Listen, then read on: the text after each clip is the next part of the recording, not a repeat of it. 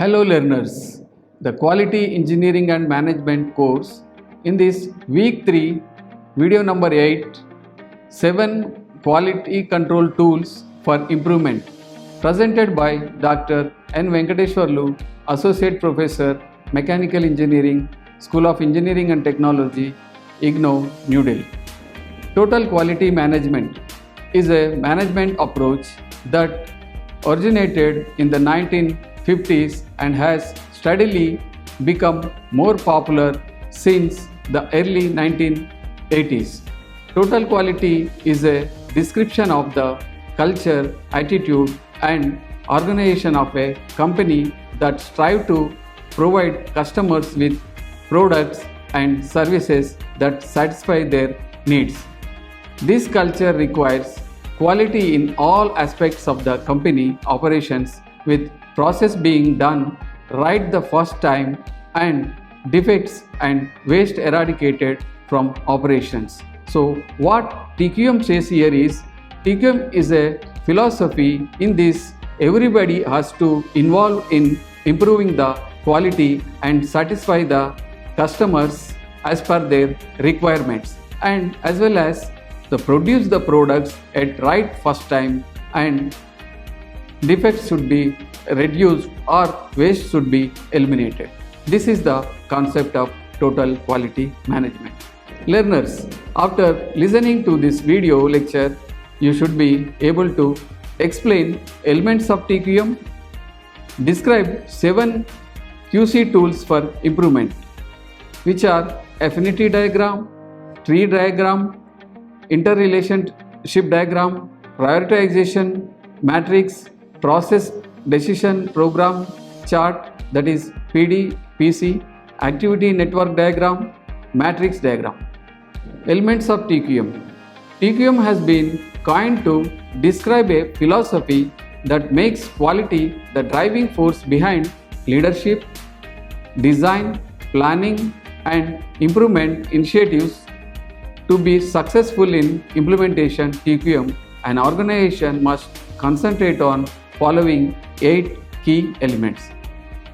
The elements of TQM are ethics, integrity, trust, training, teamwork, leadership, recognition, and communication. These elements can be divided into 4 groups according to their function. These groups, namely foundation, bricks, binding mortar, and roof, constitute the necessary features of a house. It is the TQM elements are work like a house. For house, there is when the constructing an house, it needs a foundation. Then bricks will be placed till the top of the floor, and then roof will be placed. Then cement will be plastered. So it is the implementation of TQM can be explained in such a way that constructing a house, so in that various elements will be there. So in that, the foundation, TQM is built on a foundation of ethics, integrity, and trust. It promotes openness, fairness, sincerity, and allows involvement of everyone. So this is a foundation. Then ethics. Ethics is the discipline concerned with good and bad in any situation. It is a two-faced subject representation by organizational and individual ethics. Organizational ethics establish a business code of ethics that outlines guidelines that all employees are to adhere to in the performance of their work. Individual ethics include personal rights or wrongs. So in the ethics are 2 types, that is business ethics as well as personal ethics. One has to behave in the industry, the industrial ethics code, according to industrial business ethics, he has to perform, but as well as he has to be ethical in personal rights and wrongs also. Integrity. Integrity implies honesty, moral values, fairness, and adherence to the facts and sincerity. These are the characteristics that the customer, internal and external, expect and deserve to receive, people see the opposite of integrity as duplicity. TQM will not work in an atmosphere of duplicity. So integrity is very much required in a business, where the TQM says that the business people should treat the customers, either it may be internal or external, in a different way, so that the customers will come to the company for the products. Trust is a byproduct of integrity and ethical conducts. Without trust, the framework of TQM cannot be built. Trust promotes full participation of all members. It allows empowerment that encourages pride in ownership and also encourages commitment.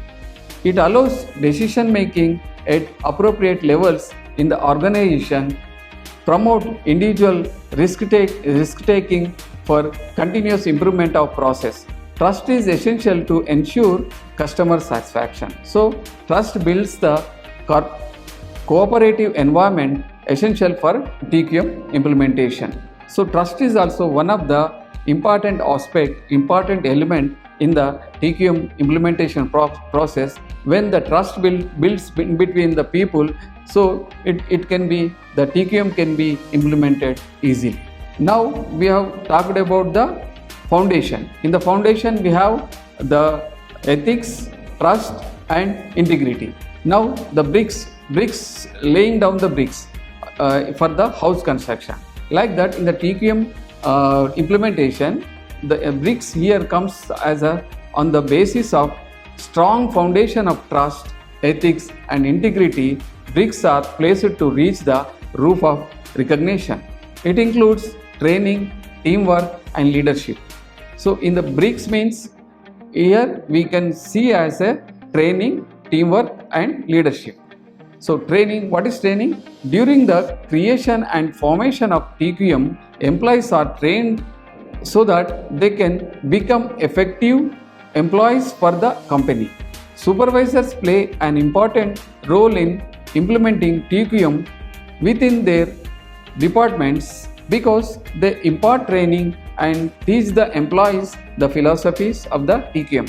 So the training is very much required for every person in the organization, starting from the employees to supervisors, managers and the top management also needs training on the quality philosophies and quality tools and quality techniques. So then only they can able to implement easily and make the employees to understand about the TQM philosophy, TQM principles, so that gives an impact to implement TQM easily.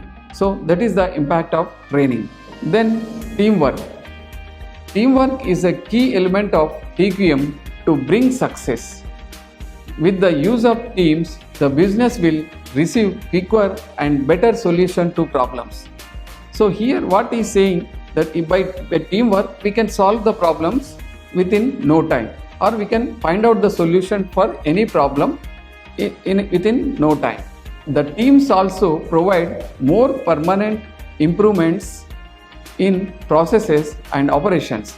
In teams, people feel more comfortable bringing up problems that may occur and can get help from the other workers to find a solution and put into place. So teamwork builds the cooperation, coordination and make them to discuss in between the workers and in between the worker and the supervisor or supervisor and manager. So the TQM built a culture which there is no fear to discuss any problem with anybody in the organization. That is the teamwork concept. There are mainly three types of teams that TQM organization adopt. There are quality improvement teams or excellence teams. The quality improvement teams are teams, it comprises of management, managers, supervisors and the operators also. It comprises of 5 to 10 people, and it works for the 3 months to 1 year to solve various problems. It is a quality improvement team is a company-wide team. It involves all the people, including from all the departments. So it may be around 5 to 10 or 5 to 15 people will be involved to solve various problems throughout the company. That is quality improvement teams. Then comes to problem solving teams, which are interdepartmental or in the department itself, which will be constituted of 5 to 10 people from various departments or within the department.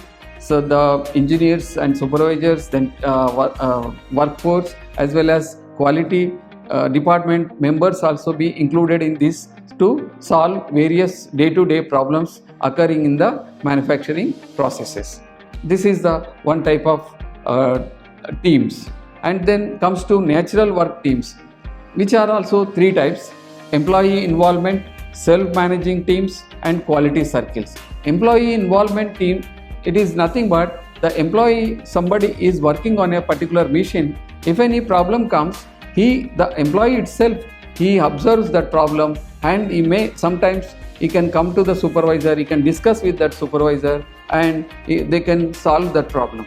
So that is the employee involvement, involving in solving some particular problem. So then self-managing teams. The self-managing teams, which are it will be in the department itself.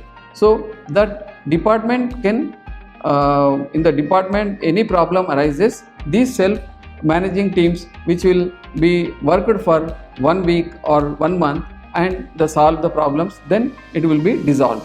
Then third one is the quality circles.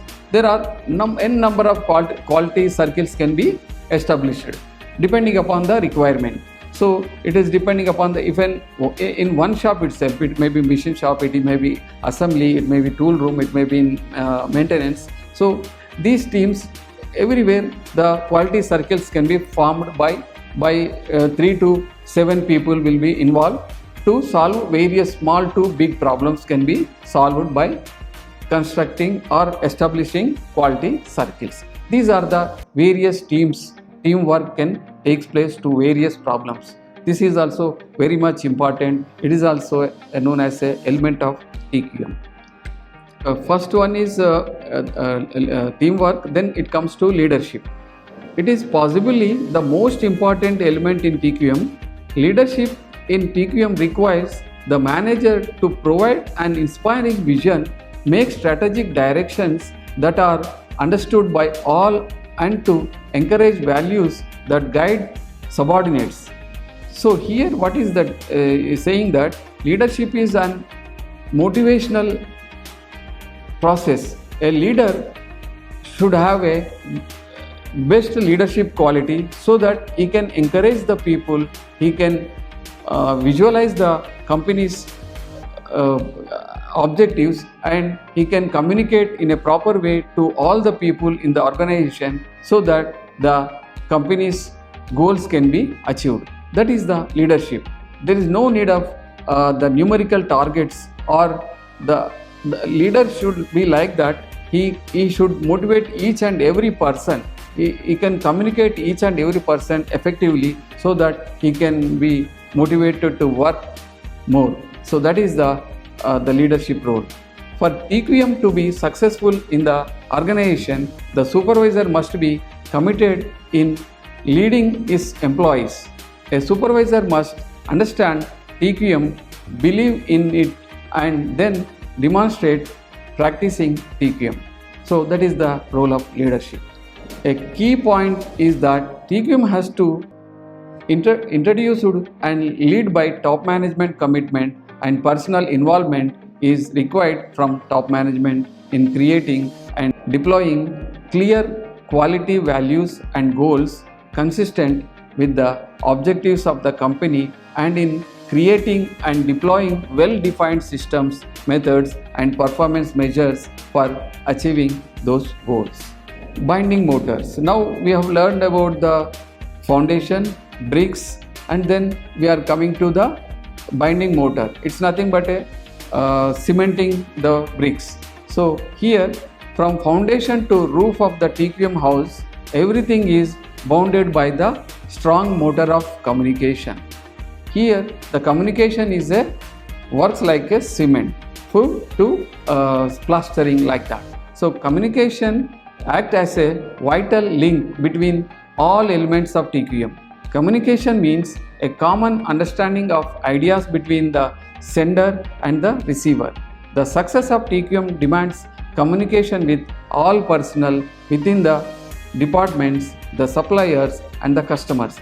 Though here the communication is an effective tool which should be effective to communicate to the receivers how the receivers receives, and simultaneously the receiver should send the message in such a way that he has understood everything, so that he has been communicated properly. So the communication should be between the departments, between the supplier and manufacturer, or manufacturer and customer. So all the communication should be effective, then only the TQM process can be implemented properly. Supervisors must keep open the means through which employees can send and receive information about the TQM process. It is vital that ideas, thoughts and results of actions are being shared correctly. The communication process can be said to be credible only if receiver interprets in the way the sender intended. So what does it mean? So the communication sent by a sender and the communication received by the receiver, if they understand properly, so then only the receiver can send the back communication to the sender. So in that way, everybody should understand what they are communicating, what the ideas that they are giving. Suppose the communication between the supervisor and an employee, he is working on a machine, any problem comes, immediately he has to communicate in such a way that supervisor can understand, and immediately he can communicate to him, if you do in this way, the problem can be solved. So such that the effective communication must be there in implementing TQM process.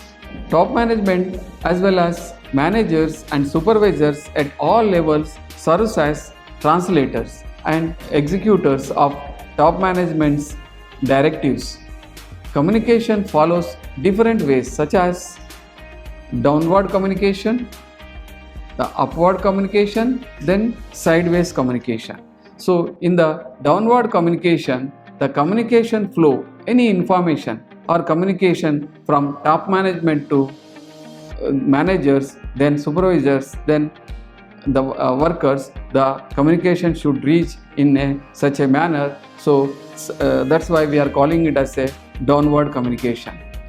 In the upward communication, the communication flows from the workers to supervisors to engineers and managers. So here what they will do, a operator is working on a machine, particular turning machine or milling machine or CNC machine. If any problem comes, then immediately sometimes he can analyze and he can solve himself. But here, if it is not solvable problem with the operator, then immediately he has to communicate to supervisor. Then if supervisor is understood, then the problem will solve. If he is also not able to understand, then he has to go to engineer or manager in the department. So that is known as the upward communication. Communication from the lower level to higher level. So that is known as a upward communication. Then sideways communication. This is also important because the communication between the departments to departments, the shop floor to shop floor. Suppose in a manufacturing process, there are different manufacturing processes are there. The communication has to move from one place to another place. So one shop to another shop. The press shop is there. Press shop has manufactured the blanks. So then it will be sent to the machine shop like that. So if the machine shop is using various tools and the tools will be supplied by the tool room. So if any communication has to take place between tool room and machine shop, or sometimes the machine shop to plant engineering, or you can say that maintenance department, that type of communication, if any problem comes in the machine or machine breakdown takes place, they have to communicate to the plant engineering department, so that the maintenance people will come and repair that machine and make available to the machine shop. That this type of communication is known as a sideway communications. Then the roof. So now in the house, TQM house, we have discussed about foundation, then bricks, laying bricks, then mortar or cementing or communication. So now it comes to roof. Roof of the TQM house is built with recognition. So anybody is working on the industry, if he is working very nicely and excellently, he is performing excellently, he should be given recognition. Anybody, any employee, any supervisor, any engineer and manager, they have to be recognized. Then only they feel happy and they will be motivated. So here the roof will act as a recognition. Recognition is the last and final element in the entire system. A team or an individual should be given the recognition for the suggestions and achievements. Recognition comes in its best form when it immediately follows an action that an employee has performed. Recognition can be a positive factor to changes in self-esteem, productivity, quality, and the amount of efforts to the task of hand. Recognition comes in different ways, places, time, such as ways, places, and time. Ways, it can be by way of personal letter from the top management or by awards. Places, good performers can be recognized in front of departments, on performance boards, and also in front of top management. And then time, when the recognition should be given. Recognition can be given at staff meetings, annual award ceremony, etc. It is very clear from the above discussion that TQM without involving integrity, ethics, trust would be an incomplete mission. Training is the key by which the organization creates a TQM environment. Leadership and teamwork go hand in hand, and communication between departments, supervisor and workers create a liveliness in the whole TQM process. Now the 7 QC tools for improvement. There are 7 QC tools are there. Earlier we have discussed about 7 quality improvement tools, that are the different tools. These are the different tools. That's why we are calling it as the new 7 quality tools, were adopted with the aim of developing quality control techniques with a design approach. Design approach implies that the best way of tackling a problem is decided before actually solving the problem. Since these tools are capable of identifying a problem from verbal facts, they are used mainly for the quantitative problems in nature. The basic 7 tools rely on numerical data to give shape to the problem and make use of mathematical formulas. The new 7 QC tools, on the other hand, act on the predefined problem and are used to organize verbal data into a more structured form. The Japanese realized the new 7 QC tools were the most effective, which entered them into the second wave of quality. The following are the 7 new QC tools: affinity diagram, tree diagram, interrelations diagram, prioritization matrix, process decision program chart, activity network diagram, and matrix diagram. First, affinity diagram. An affinity diagram is used to pinpoint the problem in a chaotic situation and generating solution strategies. It involves gathering of large amounts of interrelated verbal data, ideas and opinions concerning a product or process. This is followed by organizing the data into groups based on natural relationship or affinity. This affinity makes it feasible for further analysis and to find a solution to the problem. Steps for constructing affinity diagram. These are the various steps. State the problem, brainstorm and record all verbal data including ideas. Write each idea on a card. Pile data cards into groups into similar themes, natural affinity for each other. So brainstorming is a technique from which the various ideas will come and similar ideas can be grouped in different groups and then problems can be solved. That is the brainstorming technique. Combine statements on data cards to new affinity statement. Make new card with affinity statement. Continue to combine until less than 5 groups remain. Lay the groups out, keeping the affinity clusters together and complete the affinity diagram. So in this way the affinity diagram can be constructed. Advantages of affinity diagram. It facilitates breakthrough in thinking and stimulates fresh ideas. It permits the problem to be pinned down accurately. So these are the advantages. Then comes to tree diagram. The steps to construct the tree diagram are: record the problem or goal and identify constraints on how objectives can be achieved. Generate the primary means of achieving objectives by asking questions like what needs to happen to solve this problem.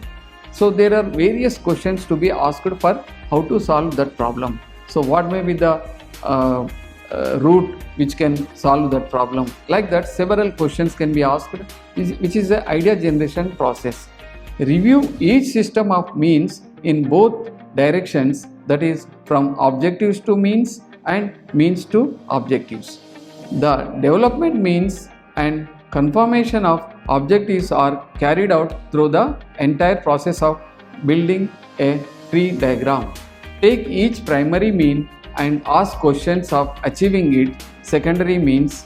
Continue expanding to next level of means by asking more specific questions. Review the tree diagram. Start with the last level and ask, will this set of items achieve the next higher level? If the answer is yes for every level, then the diagram is complete. If not, then redo the diagram. The advantages of tree diagram are: tree diagrams are very systematic and approaches each objectives logically. Hence, it is less likely that items are omitted. Tree diagrams facilitate agreement among teams. Then interrelationship diagrams. Interrelations diagram is a tool for finding solution to problems that have complex relationships. The purpose of making it is to identify the root cause and root effects of a problem. Root causes are those factors or aspects of a problem which primarily influence other factors, and root effects are those factors of a problem. So this is interrelationship diagram. Then comes to steps for constructing interrelationship diagram. Develop the problem statement. Develop issue related to the problem. Arrange the issues in a circle. Identify cause and effect relationship. Draw arrows to indicate direction of influence. Count the arrows. Identify the root cause and effects. These are the various steps to construct interrelationship diagram. Advantages of interrelationship diagram. Useful at planning stage for obtaining perspectives on overall situation. Facilitate consensus among team. Assist to develop and change people's thinking. Enables priorities to be identified accurately. Then comes to prioritization matrices. The prioritization matrices are designed to narrow down the focus of any team before detailed implementation planning can happen. These tools should be used when key root causes have been identified and most critical causes must be narrowed down. When the issues are complex and they have strong interrelationship, efforts must be concentrated on critical few. So it is a the table, it's a matrix form. So there are different operation, it means different critical factors are there. Which critical factors should become taken first priority, on which problem should be solved first. So that priority finding is nothing but a prioritization matrix. So there are various problems will be there. So in that, which one will be completed first, which one should be solved first, that will be prioritized in this matrix. Advantages of prioritization matrix: forces a team to focus on best things to do rather than everything they could do. It limits private agendas since all the criteria identified are team generated. It increases participation and ownership of both problems and solutions. Then, process decision program chart. The PDPC is a very useful and powerful method to overcome a problem or a goal to be achieved which are not familiar. With the help of PDPC, it is possible to map out all conceivable events or contingencies that can occur in the implementation stage and also find out feasible countermeasures to overcome these problems. PDPC anticipates possible outcomes and prepares countermeasures leads to best solution. So PDPC advantage is to it identifies the problems priorly before implementation only, then it can find out the solutions. That is the advantage of PDPC. The PDPC method can be used to establish an implementation plan for management by objectives, establish an implementation plan for technology development team, enable those involved to understand decision maker intentions, implements countermeasures to minimize non-conformities in the manufacturing process. These are the various advantages. Then activity network diagram, it's also known as AND. The most popular activity network diagram is also known as Program Evaluation Review Technique, that is PERT, PERT, used in project management. So this, I think all those who are studying this quality engineering must have studied about the project management. There we have studied about this activity network diagram. It is used to find the most efficient path or critical path and a realistic schedule for the completion of any project by graphically showing the total completion time, the necessary sequence of tasks that can be done simultaneously, the critical task to monitor, and the slack time of tasks within the project. So this is activity network diagram is to find out a critical path, and so that once you find out the critical path, so what are the resources can be, where the more resources can be allotted, and the project can be completed in a stipulated time. That is the importance of this activity network diagram. Then comes to last one, that is matrix diagram. The matrix diagram method is designed to seek out principal factors from many characteristics concerning a subject under study. The matrix diagram helps to advance the processes of problem solving by indicating the presence and degree of strength of a relationship between the two sets of factors. The matrix diagram can be used to compare the results of implementing a new manufacturing process to the needs of the customers. This is the matrix diagram. So learners, I hope you have understood about the elements of TQM, 7 new QC tools for improvement. Learners, you need to read the units to understand better about 7 new QC tools for improvement, because it was clearly explained with tables and graphs and some examples in the units. So I request you to read the units also. After listening this video, if you read that, then you can able to understand better, and you feel you can understand more. That is the units have given more clearly explain in a better manner. So thank you.